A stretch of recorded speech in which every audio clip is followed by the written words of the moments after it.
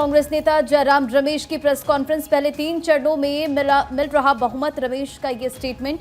महिलाओं को हर महीने 8,500 मिलेंगे। एमएसपी को दिया जाएगा कानूनी रूप। कांग्रेस नेता जयराम रमेश ने रांची में एक प्रेस कॉन्फ्रेंस किया और जिसमें उन्होंने दावा किया कि पहले 3 चरण में इंडी गठबंधन को स्पष्ट बहुमत मिलने जा रहा है। साथ ही जयराम रमेश ने कहा कि इंडी गठबंधन की सरकार बनने जा रही है।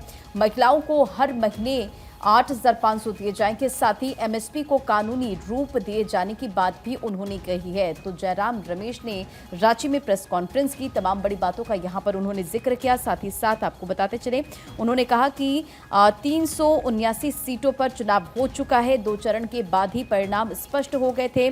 दक्षिण भारत में बीजेपी साफ और पश्चिम व उत्तर पूर्वी भारत में उसकी सीटें हाफ होने वाली है। तो देखिए, जीत को लेकर उन्होंने दावा किया कि इंडी गठबंधन जीत रही है, सरकार हमारी बन रही है।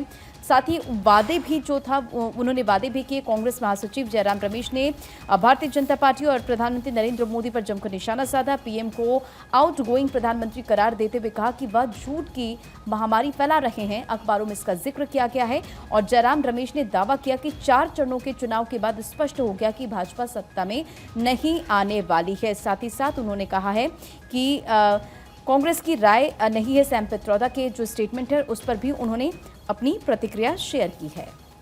और अब चलिए बढ़ते हैं आगे। एक और बड़ी खबर आपको बताएंगे। अब की बार 400 नितिन भाई भूमिया बाइक पर सवार नरेंद्र मोदी को पीएम बनाने का सपना लेकर रवाना भारत की यात्रा पर निकले हैं नितिन भाई भूमिया। और ये तस्वीर आप देख सकते हैं। भारत में लोकसभा चुनाव के बीच अलग अलग लोग अपने पसंदीदा नेता की जीत की कामना कर रहे हैं। कुछ इसकी तस्वीर भी सामने आई है।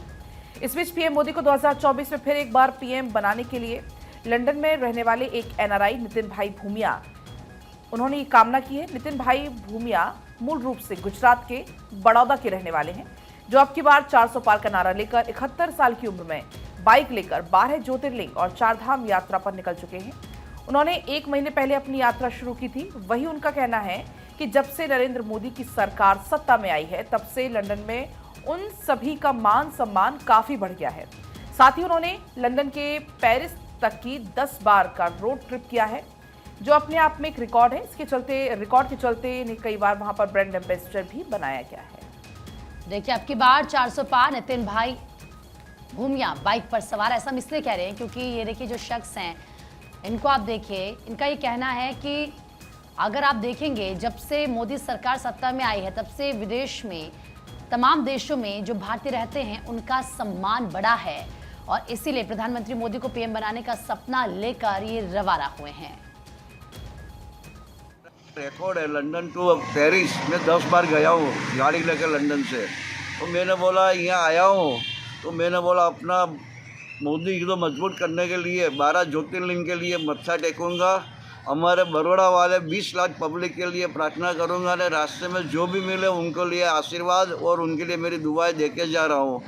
मैं 1 महीने पहले निकला हुआ हूँ। मेरा 8 ज्योतिर्लिंग आज पूरा हो गया है मेरा, और इतना अच्छा लगता है। मैं जहाँ पर भी गया कभी मेरे को कोई काम रुका नहीं है, सभी ने मेरे को प्रेम दिया है।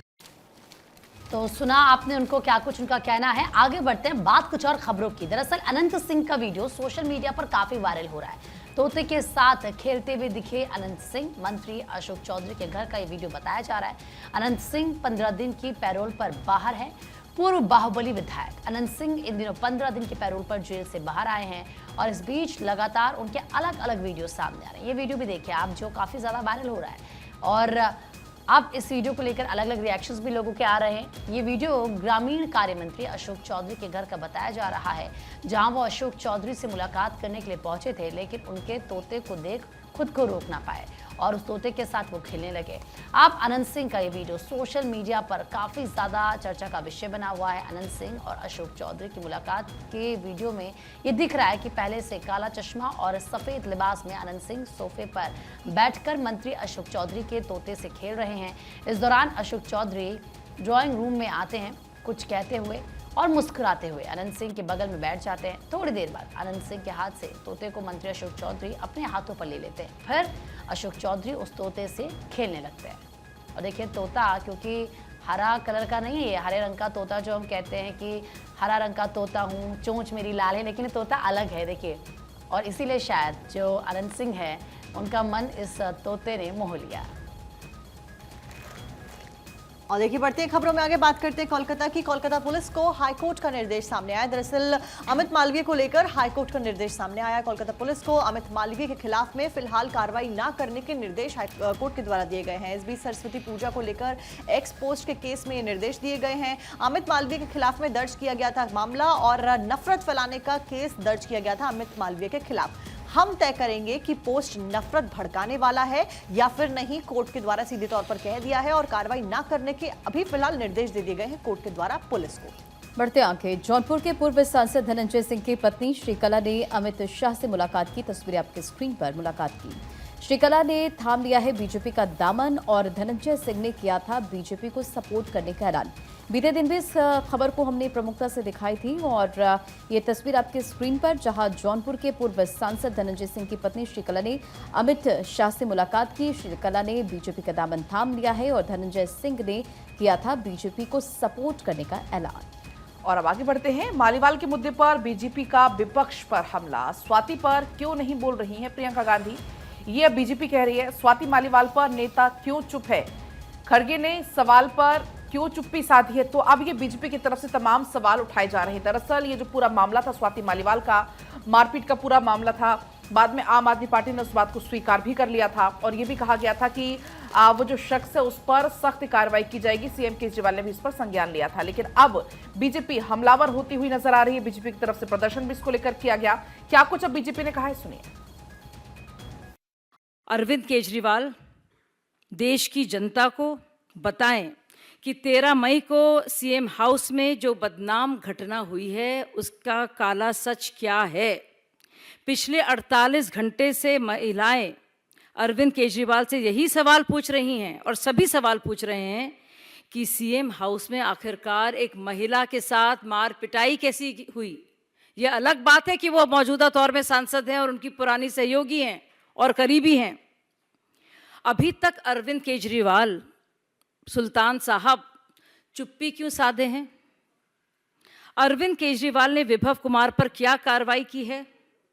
क्या विभव कुमार ने केजरीवाल जी के कहने पर स्वाति मालीवाल के साथ मारपीट की और इसलिए केजरीवाल विभव कुमार के खिलाफ कार्रवाई करने से बच रहे हैं। तो देखिए मालीवाल के मुद्दे पर शाजिया अलमी को आप सुन रहे थे। बीजेपी की तरफ से प्रेस कॉन्फ्रेंस कर तमाम बातें कही गई। बहरहाल आगे बढ़ते हुए अगली खबर का रुख करते हैं। सीए के तहत 14 लोगों को मिली भारत की नागरिकता। दिल्ली में दी गई है ये नागरिकता, सीए के तहत दी गई है। केंद्रीय गृह सचिव ने प्रमाण पत्र दिलवाए। इस बीच गृह मंत्री अमित शाह ने भी यहाँ पर बधाई दी। पलक फ्रंट पेज पर अमर उजाला के ये तस्वीर भी है। गृह सचिव ने नागरिकता प्रमाण पत्र सौंपा है। 31,000 गैर मुस्लिम शरणार्थियों को राहत मिलेगी। इस कानून से 3 पड़ोसी देशों से भारत में शरण लेने वाले जो शरणार्थी उनको राहत मिलेगी, जो कि 31 दिसंबर 2014 से पहले भारत आए थे। और अब ये तस्वीरें भी सामने आई हैं जब 14 शरणार्थियों को नागरिकता प्रमाण पत्र सौंपा गया। इसके साथ ही साथ देश भर में करीब 31,000 गैर मुस्लिम शरणार्थियों को नागरिकता देने का सिलसिला भी शुरू हो गया है। लोकसभा चुनाव में क्योंकि सीए एक बड़ा मुद्दा है, विपक्षी गठबंधन में शामिल जो दल है वो ना सिर्फ इसका तीखा विरोध कर रहे हैं बल्कि सत्ता में आने पर इस कानून को खत्म करने का वादा भी कर रहे हैं। वहीं बीजेपी सीए का विरोध करने वाले दलों को हिंदू विरोधी बताकर लगातार पलटवार कर रही है और विपक्ष पर मुस्लिम समुदाय को गुमराह करने का आरोप लगा रही है। पाकिस्तान, बांग्लादेश और अफगानिस्तान से धर्म के कारण प्रताड़ित होकर आए भारत में शरण लेने वाले जो गैर मुस्लिम शरणार्थी उनको नागरिकता के लिए लंबा इंतजार करना पड़ा है। इससे जुड़े हुए विधेयक जो कि लोकसभा राज्यसभा से मंजूरी मिल गई है और जब राष्ट्रपति के हस्ताक्षर इस पर हुए कानून बन गया। और अब ये तस्वीर आपकी टीवी स्क्रीन पर सीए को लेकर पहली बार 14 शरणार्थियों को जब नागरिकता मिली। और देखिए दशकों पुराना इंतजार खत्म हुआ। गृह मंत्री का ये पोस्ट है। केंद्रीय गृह मंत्री अमित शाह ने इसे ऐतिहासिक दिन करार देते हुए कहा, पाकिस्तान, बांग्लादेश और अफगानिस्तान में धार्मिक उत्पीड़न का सामना करने वाले लोगों का दशकों पुराना इंतजार खत्म हो गया। सोशल मीडिया प्लेटफॉर्म एक्स पर उन्होंने पोस्ट किया है। बढ़ते हैं आगे। ब्राजील के G20 शिखर सम्मेलन CJI DY चंद्रचूड़ ने शिरकत की है। सम्मेलन को संबोधित करते हुए CJI ने कहा, जजों के रूप में हम संप्रभु नहीं हैं। CJI का ये स्टेटमेंट है। और chief justice of India DY Chandrachud ने ब्राजील में G20 शिखर सम्मेलन में शिरकत की। इस दौरान CJI ने अपने संबोधन में कहा कि जजों के रूप में हम ना तो राजकुमार हैं और ना ही संप्रभु हैं। CJI ने कहा कि हम सेवा प्रदाता हैं और अधिकारों की पुष्टि करने वाले समाजों के प्रवर्तक हैं। निर्णय और उस तक पहुंचने का मार्ग पारदर्शी होना चाहिए। देखिए, तमाम ये बड़ी बातें कही गई और अब आगे बढ़ेंगे। एक और बड़ी खबर आपको इसी बीच बताएंगे। सरिस्का टाइगर रिजर्व के आसपास खनन गतिविधियों पर रोक। सुप्रीम कोर्ट ने सभी खनन गतिविधियों पर रोक लगा दी है।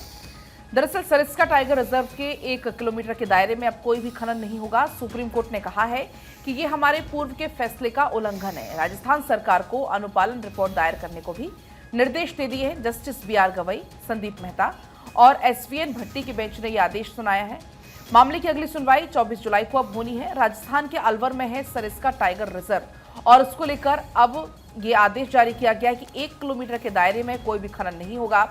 सुप्रीम कोर्ट ने खुद कहा कि हमारे पूर्व के फैसले का उल्लंघन ये है। मामले की अगली सुनवाई अब होनी है 24 जुलाई को। आगे बढ़ते हैं, बात आंध्र प्रदेश की करेंगे। आंध्र प्रदेश में चुनाव के दौरान हिंसा का मामला सामने आया है। हिंसा पर चुनाव आयोग ने अब संज्ञान लिया है। सूत्रों के हवाले से जानकारी मिली, DGP और मुख्य सचिव को तलब किया गया है। इलेक्शन कमीशन ने DGP और मुख्य सचिव से बकायदा रिपोर्ट मांग की है कि ये हिंसा कैसे हुई है। इसको लेकर आप बताइए क्या एक्शन लिया गया है। और आपको बता दें कि सूत्रों के बारे से जानकारी मिल रही है, DGP और मुख्य सचिव बताए जा रहे हैं जिनसे रिपोर्ट मांगी गई है। तो इलेक्शन कमीशन की तरफ से इस पूरे मामले में एक्शन लिया गया है। मरीजों को चढ़ा दिया गया इन्फेक्टेड ब्लड। बड़ी खबर है, 5 लोगों की मौत हो गई है, कई की हालत गंभीर बताई जा रही है और 22 लोगों को इन्फेक्टेड ब्लड चढ़ाया गया है। ब्लड बैंक को सीज कर दिया गया है। मामले को लेकर जांच पड़ताल की जा रही है। राजस्थान के नीम का थाना का ये पूरा मामला बताया जा रहा है। राजस्थान के नीम का थाना से ये बड़ी खबर है। एक शर्मनाक खबर आई है जहां डॉक्टरों ने मरीजों को संक्रमित खून चढ़ा दिया और जिसके चलते अब तक 5 लोगों की जान जा चुकी है और वहीं कई लोगों की हालत गंभीर बनी हुई है। जिन लोगों की जान गई है, इन्हें जो ब्लड लगाया हुआ था वो इन्फेक्टेड ब्लड चढ़ाया गया था और आरोप है कि पिछले करीब 1 महीने में 22 लोगों को इन्फेक्टेड ब्लड चढ़ाया गया है।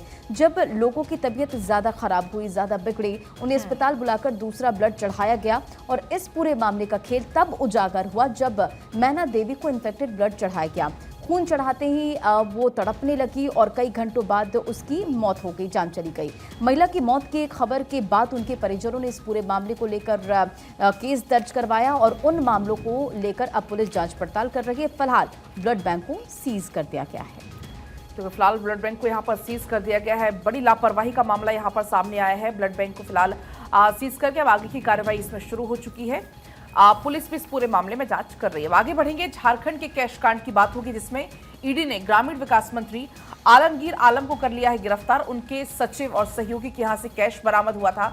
आलमगीर आलम से काफी लंबी पूछताछ हुई। ईडी ने लगातार दूसरे दिन 6 घंटे की पूछताछ की और उसके बाद उन्हें PMLA के प्रावधान के तहत गिरफ्तार कर लिया है। ईडी ने पिछले सप्ताह आलम के निजी सचिव और राज्य प्रशासनिक सेवा के अधिकारी संजीव कुमार लाल और उनके घरेलू सहायक जहांगीर आलम को गिरफ्तार किया था। इनसे जुड़े हुए एक फ्लैट से 35 करोड़ से ज्यादा की नकदी जब्त की गई थी। मनी लॉन्ड्रिंग जांच प्रदेश ग्रामीण विकास विभाग में कथित अनियमितताओं और रिश्वत के भुगतान से जुड़ी हुई है और इस पूरे मामले में लंबी पूछताछ हुई। लंबी पूछताछ के बाद झारखंड के मंत्री आलमगीर आलम गिरफ्तार हो चुके हैं।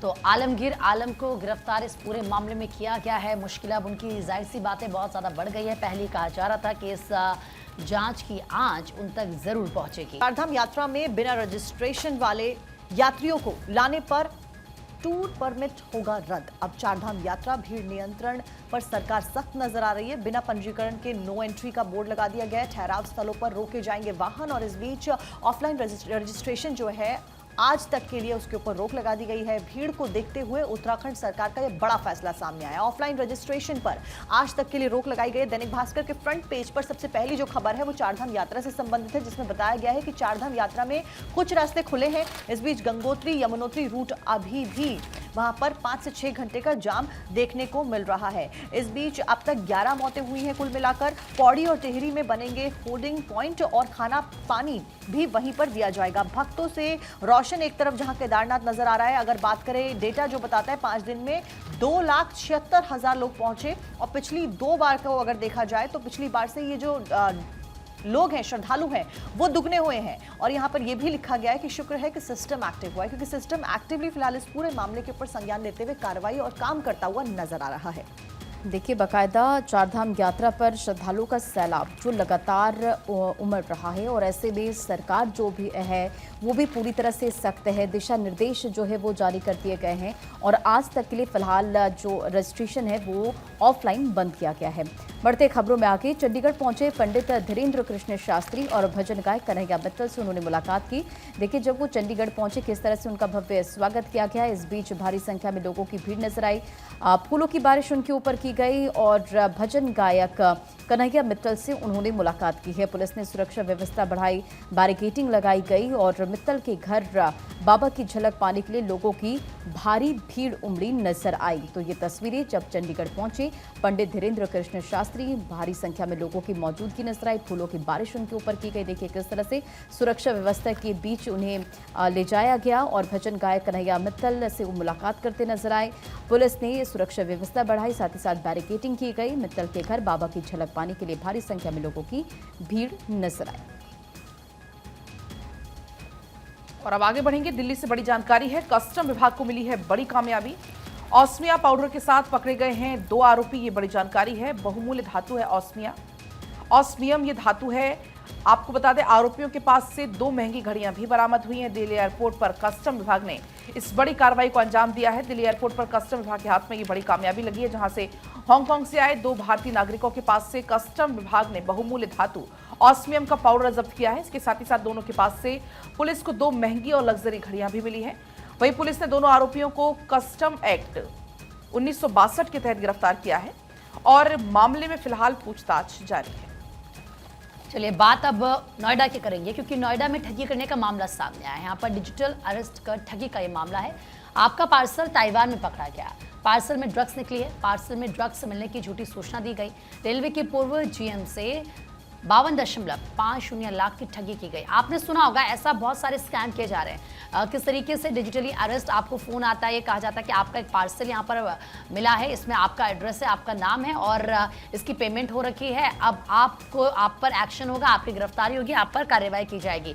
ऐसा मामला लगातार सामने आ रहा है और नोएडा से भी। और इसके बाद क्या होता है, ठगी आपसे की जाती है कि आप इतने पैसे ट्रांसफर कीजिए, इतने पैसे, और आप पूरे स्कैम में फंस जाते हैं। अगर आपके साथ ऐसा होता है तो बी अवेयर।